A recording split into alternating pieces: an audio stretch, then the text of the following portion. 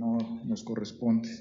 Que seamos sinceros con nosotros mismos para no caer en ese tipo de situaciones. Desde ahí Dios empieza a probar nuestras vidas, y yo creo que una de las cosas que debemos entender, que hacer un inventario de nosotros mismos, pues nos va a costar trabajo, nos va a doler, nos vamos a tener que esforzar, sobre todo los que nunca lo han hecho, que nunca se han esforzado por decir, este soy yo. Eso es lo que más cuesta. Por eso muchas veces nos evadimos, nos vamos hacia otras cosas, nos vamos al alcohol, a las drogas, al sexo, a la comida, porque como no entendemos quiénes somos por dentro, mejor nos fugamos. Y ese es el problema más serio, porque no quieres verte, no quieres enfrentarte a quién eres realmente por dentro. Puedes decir soy cristiano o aparentar que lo eres, pero muy por adentro de ti sabes cuáles son tus condiciones de vida. Y eso es a lo que Dios nos quiere llevar. Dios nos quiere enfrentar a nosotros mismos. Y a veces no nos damos cuenta de que entre más cubiertos, entre más tapados estamos, entre más caretas nos ponemos, menos vamos a avanzar. Podemos tener mucha teología, podemos tener mucho conocimiento bíblico, pero si no nos enfrentamos, si no nos vemos desde adentro, nunca vamos a tener cambios. Les recordamos a todos que apaguen sus celulares, porque ahorita es un tiempo especial para que no nos distraigamos, por favor. Vamos a orar, vamos a poner este tiempo en manos del Señor. Señor, te agradecemos por la oportunidad que tenemos como hombres en plenitud de venir ante ti, Señor. Que tu Santo Espíritu sea quien nos ministre, quien nos hable, que saque todo aquello que está escondido dentro de cada uno de nosotros, que tú examines nuestro corazón, que tú realmente vayas a todas aquellas áreas de nuestra vida que han estado perturbándonos, que han estado lastimándonos. Ayúdanos a vernos realmente como tú nos ves, que dejemos de fingir, que dejemos de aparentar lo que no somos y que podamos ser totalmente transparentes ante ti. Tú nos conoces, tú sabes cómo somos realmente. Quita de nosotros toda hipocresía, Señor. Ayúdanos a ser confrontados por tu palabra, exhibidos tal y como somos, y ayúdanos a ser como tú lo anhelas, semejantes a nuestro Señor Jesucristo. Y que esa semejanza sea a través de la honestidad, de la valentía que tengamos para enfrentarnos a nosotros mismos. Ayúdanos, por favor. Te lo pedimos, Señor Jesucristo. Te rogamos que tú abras nuestro entendimiento, nuestros corazones, para que podamos ser verdaderamente hombres en plenitud. Te damos gracias y bendecimos. Te bendecimos pidiéndote que este tiempo sea dedicado específicamente para ti. Gracias te damos. Amén. Hoy vamos a ver una de las partes más importantes de lo que nos sucede en la vida y que ni cuenta nos damos. Si ustedes tienen ahí en sus hojas, ¿a nadie le faltan hojas? A ver, ¿cuántas? Levanten la mano los que les faltan hojas. Okay. Es importante que vayan guardando sus hojitas, las vayan juntando con las clases pasadas, para que lo vayan teniendo todo lo que es el inventario. Va a ser el inventario de sus vidas, y esto es algo muy importante. Hoy vamos a ver la clase 2, que es la iniquidad. ¿Qué es la iniquidad? Y esto es algo que tenemos que valorar mucho en nuestra vida. Viene del griego anomia. Quiere decir sin nomos, sin ley. O sea, que no hay ley en su vida. ¿Qué significa esto? Que no han puesto los valores de la palabra de Dios en su vida. Su conciencia ha estado tan debilitada, tan defectuosa, que no han metido la palabra de Dios. A lo mejor la han leído, a lo mejor la han visto, la han escuchado, pero no la han llegado a poner dentro de su corazón. Y por eso esta situación sigue ahí. Hay una carencia de la palabra de Dios en sus vidas. Literalmente significa injusticia y aparece muy frecuentemente en la Septuaginta, la Biblia griega, la que se escribió y que manejó el Señor Jesucristo desde sus inicios, que todo el pueblo, todos los apóstoles y todos los discípulos del Señor usaban esta Biblia, la Septuaginta. Especialmente en los Salmos aparece, donde se encuentra unas 70 veces la palabra iniquidad, y se usa como maldad. ¿Qué tanta maldad hay en tu corazón todavía? Es algo que debe de ser confrontado por el Espíritu Santo. ¿Cuánta maldad todavía exhibes ahí adentro? Jesús explica en la parábola de la cizaña a sus discípulos en Mateo 13:41, dice: enviará el Hijo del Hombre a sus ángeles y recogerán de su reino a todos los que sirven de tropiezo y a los que hacen iniquidad. Los que hacen iniquidad son los que desafían la ley de Dios. Esos son los que hacen iniquidad, que están en contra o que dicen: no me importa, me brinco la ley de Dios, yo hago lo que quiero. Eso es iniquidad. Etimológicamente esta palabra quiere decir lo torcido, porque está torcido, tuerce el camino recto y perfecto de Dios. El origen de la iniquidad se encuentra en la caída de Luzbel. Ahí empieza la iniquidad. No existía, Dios creó todo bueno, hizo todo bueno, pero de repente se torció Luzbel. Surge en el momento en que este arcángel le da cabida a un pensamiento en rebeldía contra Dios. De la misma fe, que es la sustancia de lo que se cree, o sea, fíjense la diferencia, lo contrario totalmente a la sustancia de lo que se cree, lo contrario es la iniquidad. Es el poder que activó el mundo invisible en contra de Dios. Ese es el origen. Es un pensamiento torcido dentro del corazón que da origen a la maldad. Vamos a ver Ezequiel capítulo 28, versículos 15 al 18. Perfecto eras en todos tus caminos desde el día que fuiste criado, hasta que se halló en ti maldad. A causa de la multitud de tus contrataciones, fuiste lleno de iniquidad y pecaste, por lo que yo te eché del monte de Dios y te arrojé de entre las piedras del fuego, oh querubín perfecto, oh querubín protector. Se enalteció tu corazón a causa de tu hermosura, corrompiste tu sabiduría a causa de tu esplendor. Yo te arrojaré por tierra, delante de los reyes te pondré para que miren en ti. Con la multitud de tus maldades y con la iniquidad de tus contrataciones, profanaste tu santuario. Yo pues saqué fuego de en medio de ti, el cual te consumió, y te puse en ceniza sobre la tierra a los ojos de todos los que te miran. Este versículo nos muestra la verdad de Satanás antes de su pecado, cuando era Lucifer, cuando era Luzbel, hasta que se halló maldad en él. Aquí se hace referencia al pecado de orgullo de Satanás. Ahí comenzó todo. La descripción hace una transición para aludir al rey de Tiro y describir su muerte como consecuencia de haber seguido el ejemplo de Satanás. El rey terrenal de Tiro, en su propia caída, sería arrojado al suelo y depuesto para ser observado por otros reyes. La maldad es la semilla diabólica, de donde todo el mal se origina. Esta es transmitida al hombre desde su nacimiento y va a impregnar el corazón de pensamientos e intenciones que se oponen a la justicia, a la verdad, al amor y a todo lo que Dios es. La iniquidad es la suma de la verdad, el amor y a todo lo que Dios es. Se opone completamente a esto.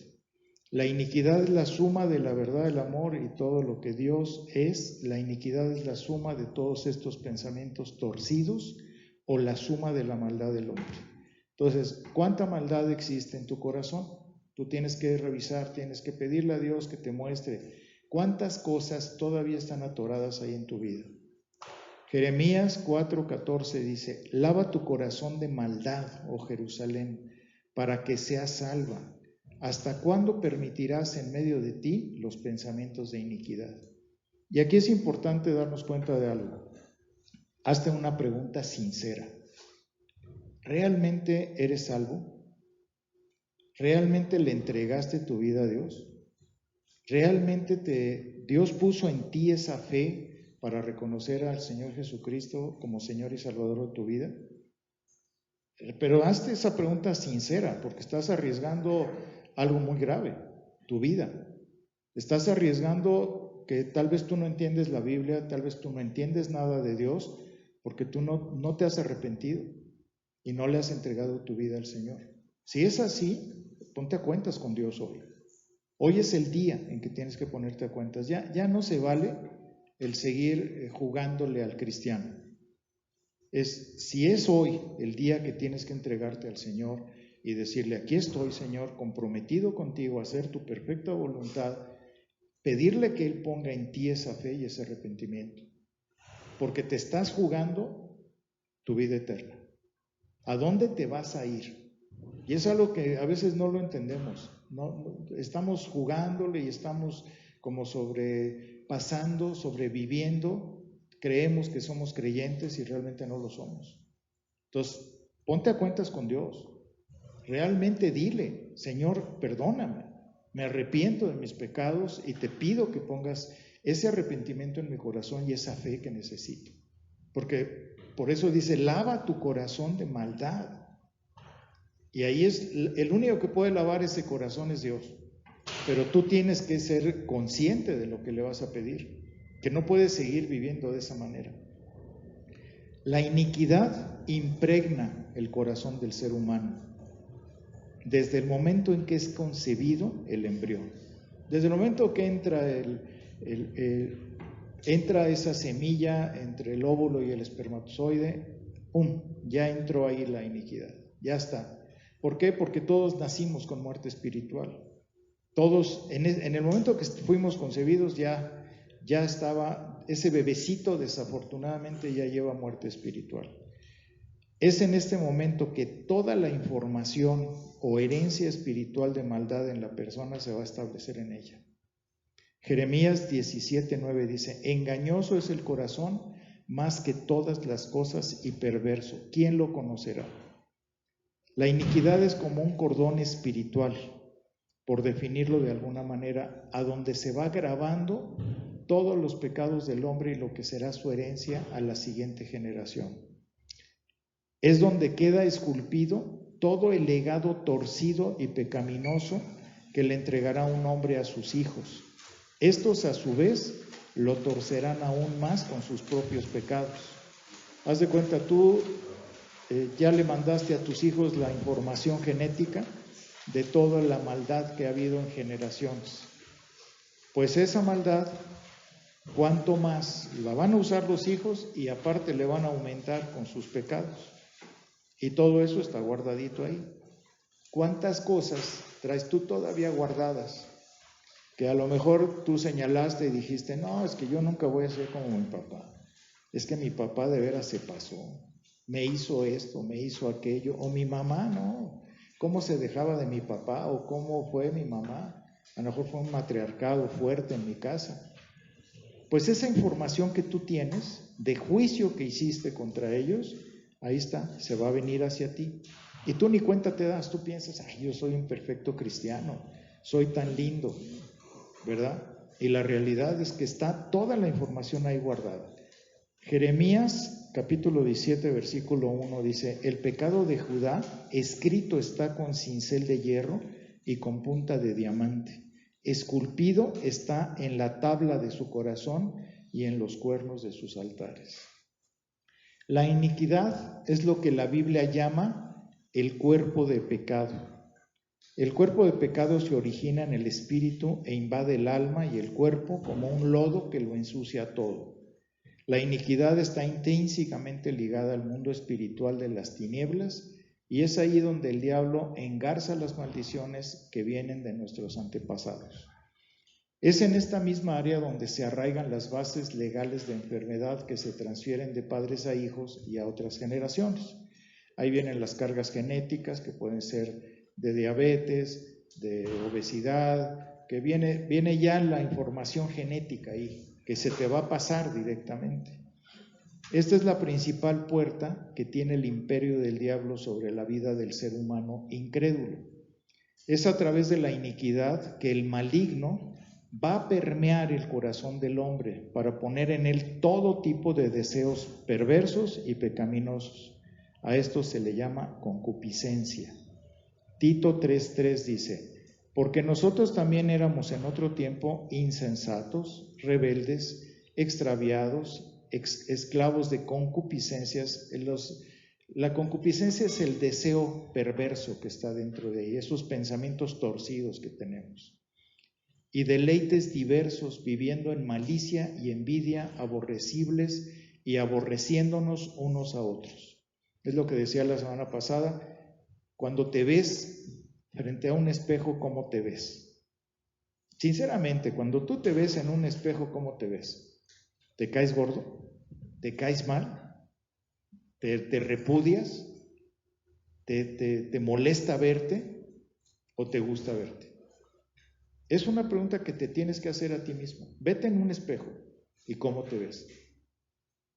Yo me acuerdo cuando una vez me vi, no sé si les he platicado, yo creo que sí, porque son muchas anécdotas de mi vida, pero una vez que salía yo, acababa de firmar, estaba muy contento porque firmé la hipoteca de un departamento que compré, y de repente salí de donde había firmado, estaba el elevador del edificio ese, era de Banamex, y yo me vi frente al espejo. ¿Y saben qué sentí de mí? Muchísima lástima. Eso fue lo que sentí de mí, lástima. Tenía mucho éxito, tenía mucho dinero, pero al verme ahí, yo dije, qué triste en lo que te has convertido. Qué vergüenza de vida la que te está... Tú vete ahí. ¿Qué tanto sientes tú? Porque eso sentí yo, vergüenza, asco de mi vida. Me di cuenta quién era yo. Era una persona acomplejada, llena de miedo, que tenía que drogarme porque no me sentía bien conmigo mismo. Sentí asco, sentí vergüenza, sentí sentí tanta inseguridad e inferioridad en mi vida, porque decía, ¿en qué me convertí? Cuando yo pensaba, cuando era adolescente, y decía, yo quiero ser esto y quiero ser aquello, ¿y en qué me había convertido? En una porquería. Era una porquería mi vida. ¿Cómo está tu vida? ¿Estás satisfecho con lo que eres? Por eso vete ante el espejo y date cuenta quién eres realmente. No controlas tus emociones, te vas en contra de ellas. No puedes tener lo que tú esperas de ti mismo, lo que Dios está esperando de ti, que a pesar de que te llamó, a pesar de que te trató directamente, sigue siendo esa basura que puedes aparentar, pero realmente ¿cómo eres? Y estás a tiempo de cambiar. Para eso estamos aquí, para que Dios trate con tu corazón verdaderamente, con tu vida, pero que no sigas aparentando lo que no eres. De eso se trata. La herencia del pecado ha sido transmitida y ahora va a corromper el alma que ésta empiece a desear hacer el mal. Será una fuerza irresistible en muchos casos que arrastra a personas aparentemente buenas a cometer pecados abominables. Es por eso que hijos de alcohólicos, llegada a cierta edad, empiezan a tener un deseo incontrolable de beber. Yo me acuerdo que mi papá fue alcohólico, sufrimos muchas situaciones por causa del alcoholismo de mi padre, violencia, agresividad, miedos, y yo me acuerdo que mi mamá me decía, tú nunca vayas a tomar, hijo, nunca se te vaya a ocurrir tomar alcohol porque te puede pasar lo que le pasó a tu papá. Y yo me acuerdo que yo decía, yo en mi vida voy a tomar.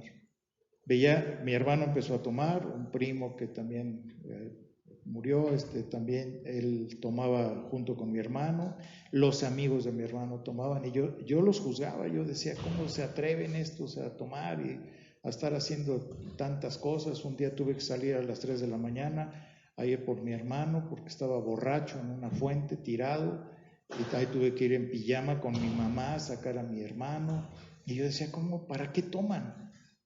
A los 16 años yo estaba igual, borracho. ¿Por qué si yo no quería hacerlo, estaba llegando a eso?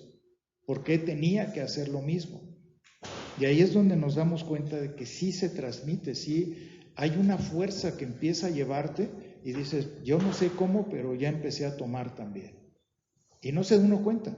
Y así como esto hay otras, ¿no? Hijos de padres divorciados que terminan divorciándose y que siempre dijeron, yo nunca me voy a divorciar, yo nunca voy a hacer lo que hicieron mis padres, yo nunca voy a hacerle a mis hijos lo que a mí me hicieron, y termina uno igual.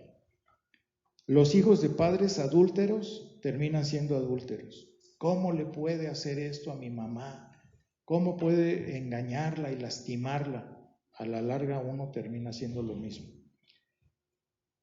etcétera. Incluso a veces son hijos de cristianos que sin razón alguna empiezan a desarrollar estas inclinaciones pecaminosas. La razón de esto es que no se ha tratado con la iniquidad, y como esto no se mueve, esto en ninguna iglesia lo toca, porque eso está mal, eso no lo toques. Y la realidad es que se necesita tocar.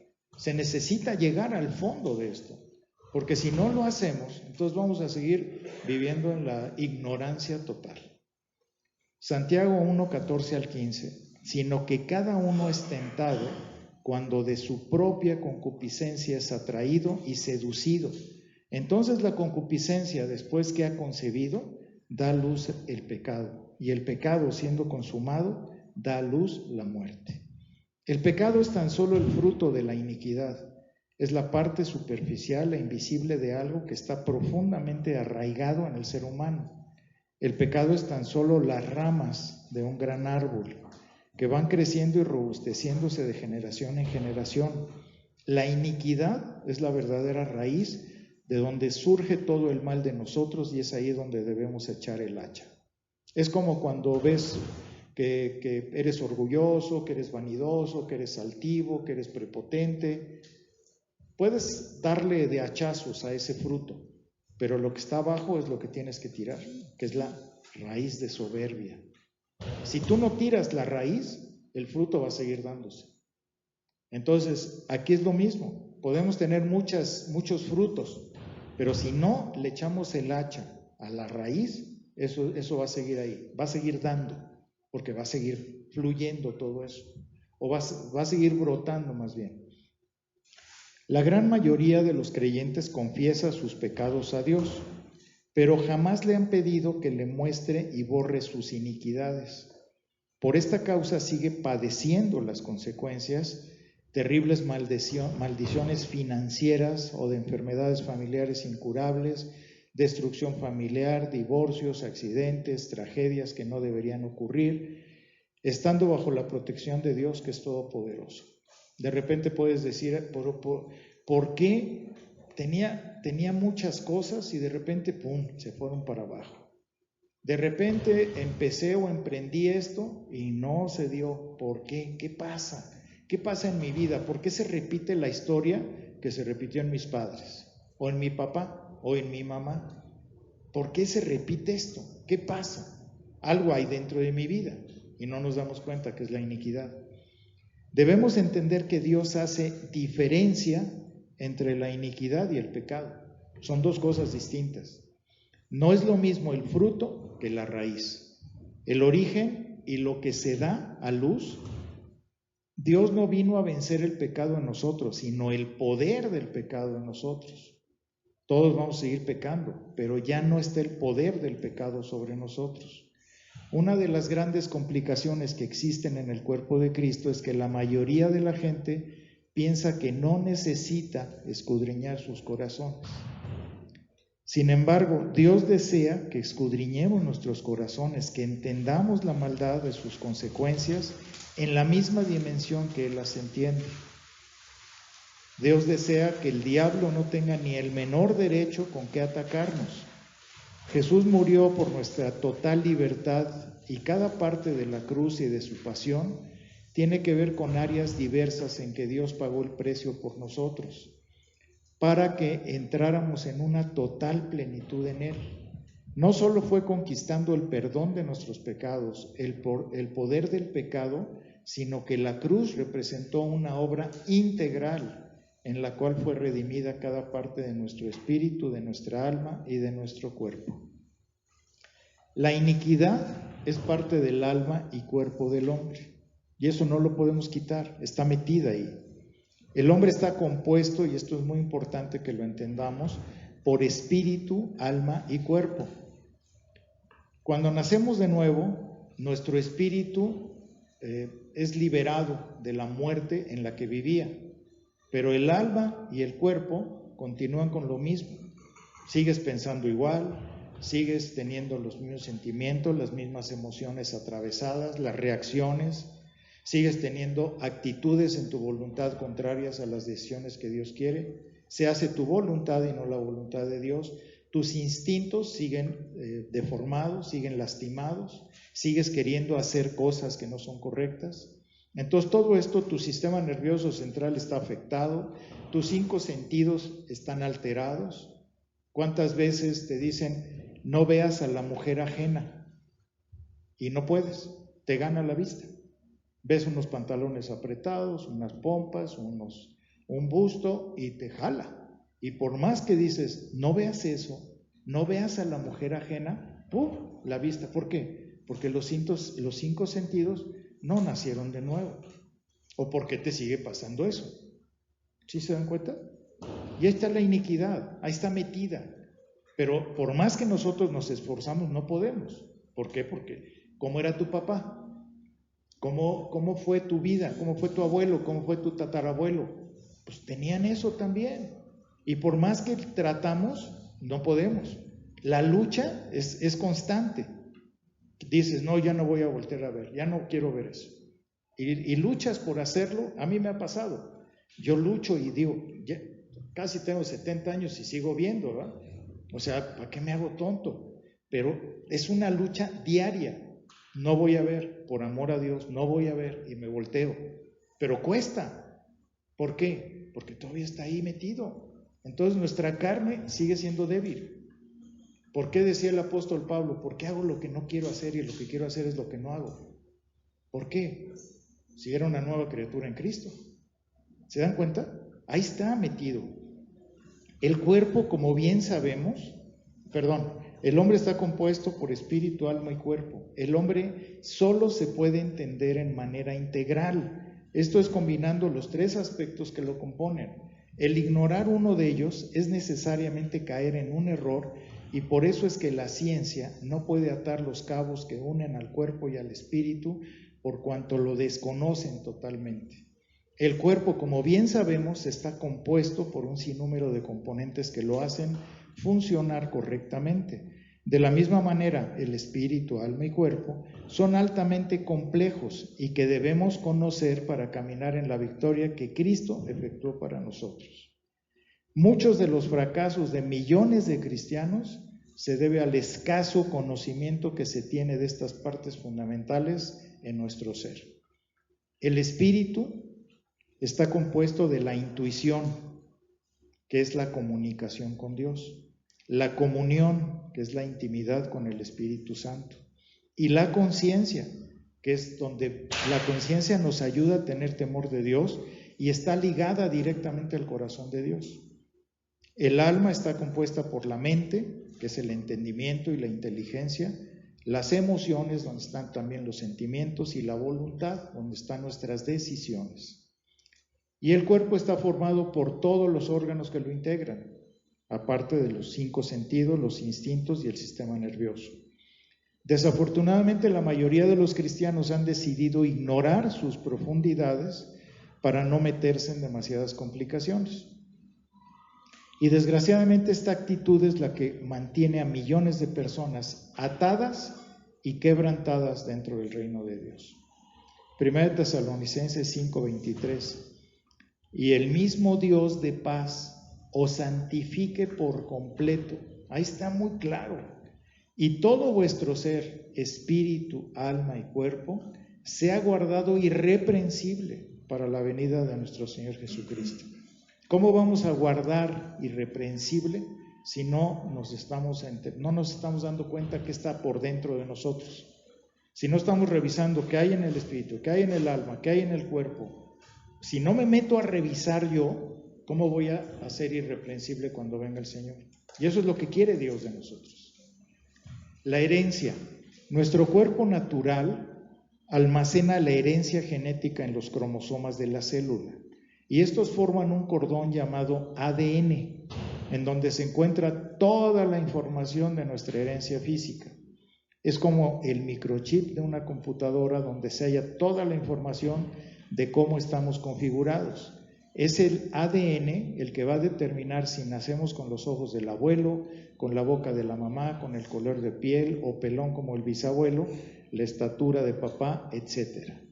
Toda esta información es transmitida físicamente de generación en generación y así, al multiplicarse las células dentro del vientre de la madre, se va formando un cuerpo bajo el diseño de dicha información. En el cuerpo espiritual también se encuentra el mismo modelo, un ADN espiritual, un elemento intangible en el cual se va grabando toda la información espiritual de generación en generación y este elemento se llama iniquidad. Yo me acuerdo de una persona que atendí en terapia hace muchos años y era un asesino, trabajaba para la misma policía, pero era asesino, trabajaba para la Interpol. Y entonces me acuerdo muy bien que cuando yo le empecé a preguntar, le dije, pero ¿por qué quieres matar, no? ¿Por qué te gusta matar? Porque me decía que a él le agradaba asesinar, que ya disfrutaba hacerlo. Antes no, que la primera vez vomitó y que la primera vez se compungió mucho, pero que ya después él disfrutaba mucho de matar a la gente, que hasta le gustaba ver la cara que ponía cuando los iba a matar. Cuando hice todo esto, yo necesitaba ver dónde estaba la iniquidad, el abuelo, el papá y él habían sido asesinos. Y él había dicho, jamás en mi vida yo voy a ser como mi papá, yo nunca voy a matar, yo no voy a hacer lo que hace mi papá. A los 21 años empezó a ser asesino de la Interpol. Es algo, ya después yo lo traté mucho tiempo, parece que lo mataron, ya no supe qué pasó con él, ya no regresó a las citas, pero algo sucedió. Pero cuando empezamos a trabajar con esto, él empezó a arrepentirse, empezó a ver que realmente pues había traído esa herencia, traía ese compromiso dentro de su mente de hacer lo mismo. Dios proveyó para nosotros una herencia basada en el Espíritu de Cristo, la cual tiene que suplantar nuestra herencia de maldición contenida en la iniquidad. O sea, esa es la idea, que ahora nuestra nueva identidad, lo nuevo que traemos, que sea guiado y conducido por lo que el Señor Jesucristo nos está dando. Desgraciadamente, como este es un tema jamás tocado en la iglesia, los creyentes siguen sufriendo las consecuencias que se desenlazan de esta terrible parte de nuestro corazón. El capítulo 26 de Levítico, ahí tienen ustedes Levítico 26, 40 al 41, este capítulo sirve como una conclusión del libro de Levítico. Algunos dicen que es la conclusión para el código de santidad, este pasaje específicamente. Y el capítulo tiene dos partes, uno que es la bendición y la maldición, la bendición por la obediencia y el castigo por la desobediencia, que esto era para el pueblo judío específicamente, son para el pueblo de Israel. En nuestra libertad, que nosotros podemos tener la oportunidad de apropiarnos de las bendiciones de Dios. Vean lo que dice Levítico 26, 40 al 41. Y confesarán su iniquidad y la iniquidad de sus padres por su prevaricación con que prevaricaron contra mí, y también porque anduvieron conmigo en oposición. Yo también habré andado en contra de ellos, y los habré hecho entrar en la tierra de sus enemigos, y entonces humillará su corazón incircunciso y reconocerán su pecado. La desobediencia trajo consecuencias en contra del pueblo de Israel por haber violado el pacto mosaico. La diferencia del pacto incondicional hecho con Abraham, todas las bendiciones estaban condicionadas a la obediencia. El pacto de Dios estaba arraigado en la relación que él había iniciado con su pueblo. Él reconocería un verdadero arrepentimiento. Las advertencias siempre aparecen para traer arrepentimiento. Así viene la promesa para los que les responden. Bueno, ahora tienen ustedes atrás una lista que yo quise hacer lo más que pude de extenderme, descubriendo las líneas de iniquidad. ¿Qué tanto de esto ustedes van a poner? ¿Qué tanto hubo a nivel familiar que ustedes recuerden? Hubo homicidios, hipocresía, calumnia, lengua venenosa, murmuración, etcétera, favoritismo, racismo, amor al mundo. ¿Cuántas de estas situaciones que a lo mejor odiaste de tu familia o de lo que tú viviste se están repitiendo en tu vida? ¿O todavía tienen ahí el potencial para alcanzarte? ¿Cuántos odiamos el alcoholismo de nuestros padres y terminamos siendo alcohólicos? ¿Cuántos odiamos las drogas? Un tío, yo recuerdo muchísimo que mi mamá me decía que un tío, el medio hermano de ella, había sido drogadicto y había muerto por una sobredosis de heroína. A mí me asustaba tremendamente y terriblemente las drogas. Yo decía, qué horror, ¿no? Yo en mi vida voy a probar drogas. Y me resistí durante toda mi juventud. Incluso hubo mujeres que me decían, si no fumas marihuana conmigo, no hay de aquello. Y yo decía, pues no fumo. Y no fumé. Y créanme que fui firme, muy firme en ese tiempo. ¿Qué pasó? A los 31 años empecé a fumar marihuana. ¿Qué pasó? ¿Qué sucedió? Bueno, ahí vemos claramente cómo si yo hubiera roto con las barreras, con las líneas de iniquidad que había en mi vida, hoy yo puedo pensar y ver, obviamente a través de lo que Dios ha hecho en mi vida.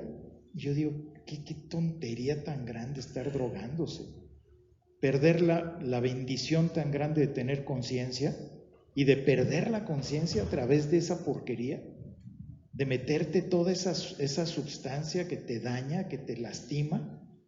Hoy que están sacando que la marihuana, que ya la fumen libremente, no tienen ni idea de lo que están diciendo, ni idea, están perdidos en su locura. Pero todo eso son líneas de iniquidad y no nos damos cuenta que están ahí. Entonces, si nosotros no trabajamos en esto, depende de ustedes. Si quieren trabajar, Dios les va a dar libertad. ¿No quieren? Síganle igual. Depende de cada persona. Hay gente que por más que se le dice, están tan tapados en su soberbia, en su orgullo, que dicen, por aquí no paso. Y no vayas a meterte aquí, porque no quieren. Pero es pura soberbia. Y Dios quiere gente humilde dentro de la iglesia. No quiere gente que siga viviendo en la fantasía de lo que no es. Entonces, de ustedes depende. Yo les enseño, les doy lo que tengo con mucho gusto, pero depende de cada uno de ustedes qué tanto trabajo va a hacer. Ahorita van a hacer ya vamos a hacer la reunión dentro de los grupos, pero ¿qué tanto trabajé? ¿Qué tanto exhibí verdaderamente, balconé a mi mente y a mi corazón?